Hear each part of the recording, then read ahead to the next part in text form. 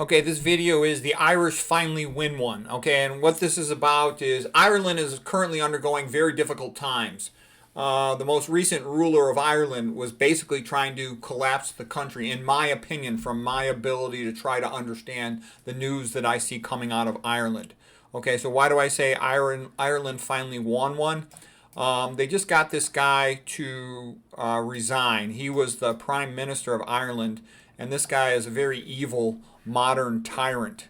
Okay, here's his name, Leo Varadkar. Okay, he's stepping down as prime minister, and he's done one evil bad thing after another. I bet he's probably just a puppet, following orders. But what they've been doing is they've been bussing in military-age men at night. And it's just men. It's not families. Okay, this is not immigration. This is an invasion of Ireland. Okay, and they just show up in towns in the busloads at night.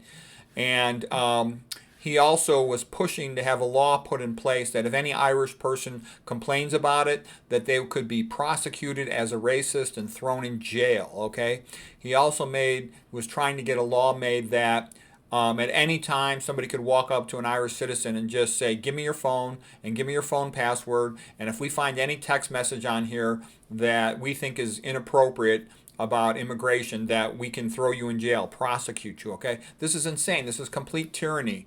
And in my opinion, what this seems like to me is a global communist takeover of Ireland and other Christian countries. Okay, and I think what their goal is to get rid of all the Christians, because in general, if you want a tyranny or communism, you don't want any Christianity, because Christianity says all men are equal in the eyes of God. They don't want that. They want the party's always right, you must obey what the ruler says, and that you as an individual citizen have no rights.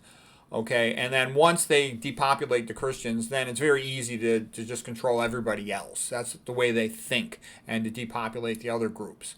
So that's sort of the big headline here. I got a couple additional images of what this is all about. Okay, so this was the rules that they were saying. They could just take your phone away from you at any time, and you're forced to give them your password, and if you don't, you can be persecuted for that. They even said if they suspect you of committing, well, first of all, they designate certain people as protected groups. So they'll designate as protected groups whatever groups of invaders they're bringing in. Okay, those become a protected group. Okay, and then this actual citizens are not protected. So basically, this is ridiculous. They bring in illegal aliens at night, military-age men, bust them into cities, and then if anybody complains about it, they will be charged with racism and could be thrown in jail for 12 months. That's crazy, okay? And again, this is like back in the old 1800s when there used to be signs up, this was in America, of Irish need not apply. And that was real immigration. They were forced out of their country of Ireland because they were starving to death. This guy, Chris Fogarty over here, he had studied the Irish famine. And I studied it a bit, not like this guy. He's a native Irish guy.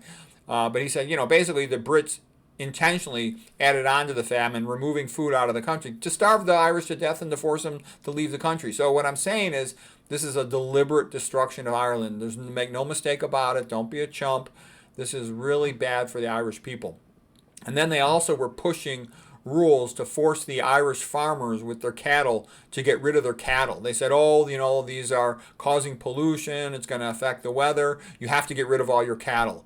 And they're like, what kind of BS is this? So what I see this as is, this is an attempt to starve the Irish people to death. And what they do is, instead of saying, look, we're going to starve you scumbag Christians, we hate you, they just say, oh no, we're having you get rid of your cattle because we think that's going to be better for the environment. And then, we're going to bring in all these military-age men from countries that historically hate you because you need diversity. Okay, give me a break. Countries that survive have a border, and the individual citizens have rights. If you don't have rights for the citizens, some freedom and privacy and ability to own private property, then you don't really have a country.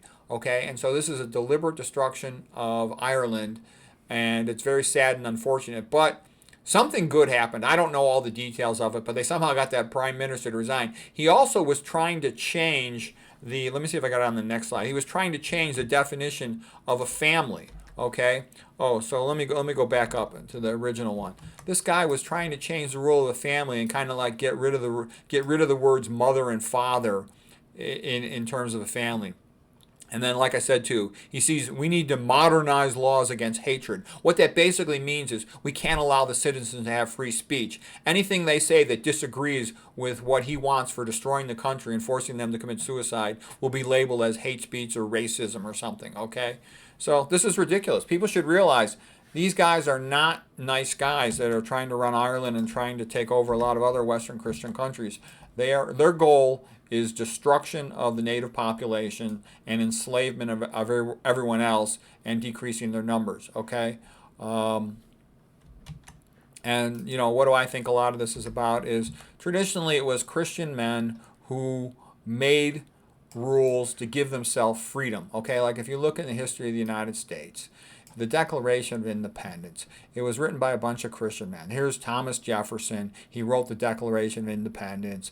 Ben Franklin and John Adams, helped edit it. And then it had to be voted on by a bunch of other Christian men, and they all approved it. To declare that it endowed by the Creator, by God, there was life, liberty, and the pursuit of happiness. And that's not even the end of it. Then after that, there was the Constitutional Convention. I think it was in 1787. And again, it was a bunch of Christian men who basically said, we want freedom and we're going to have these amendments and we shall have free speech, etc., etc. And so if you want to enslave a population, the modern word for slavery is communism, okay? So if you want to enslave the population, what you try to do is centralize everything as much as possible. And you try to make the citizenry completely dependent as much as possible on whoever wants to control everyone. And then if anybody complains about it, you just charge them with, bad behavior in some form. You can label them racist, misogynist, or whatever the word of the day is to take away their freedom and their property. So anyways, this is real sad. Ireland's being destroyed, but for the moment, they had one minor victory. They got this evil scumbag tyrant to resign, but who knows what's coming next for poor Ireland. It's a small little country, and it's a great little small country, but pray for Ireland.